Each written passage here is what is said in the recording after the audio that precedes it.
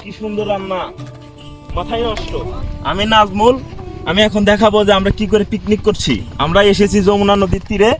এই যেটা হলো আমার ভাইস্তা প্লাস ফ্রেন্ড, এর নাম হলো শাকিল।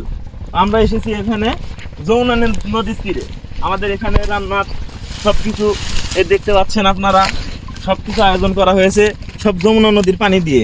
এখন আমাদের রান্না হচ্ছে, এটা কি? এটা হলো খাসির মাংস।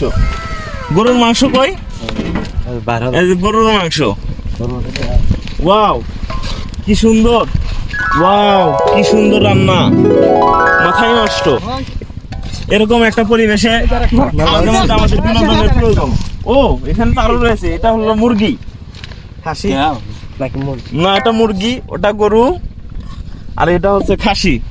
তো মাঝে মাঝে আমাদের বিনোদনের প্রয়োজন, আপনারা আসতে পারেন। সাহেব, তো আমরা যে এখানে পিকনিক করতে এসেছি, এর নিরাপত্তা কি বা সোশ্যাল মিডিয়ায় কি বলে এ সম্পর্কে?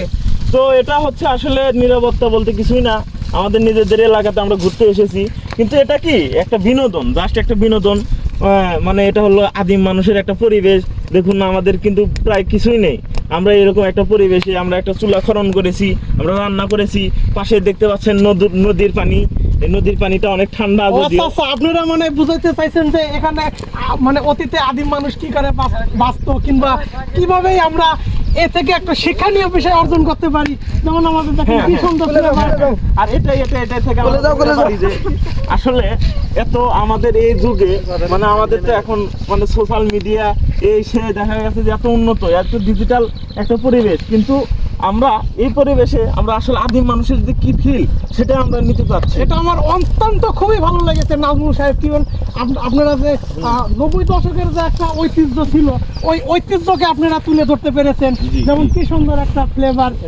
কিন্তু এখনকার স্বয়ংক্রিয়ভাবে যে ডিজিটাল যুগ কিংবা ডিজিটাল, দেখেন আমাদের অতিথিও আমাদের দেখতে এসেছে, আপনারা দেখতে পাচ্ছেন।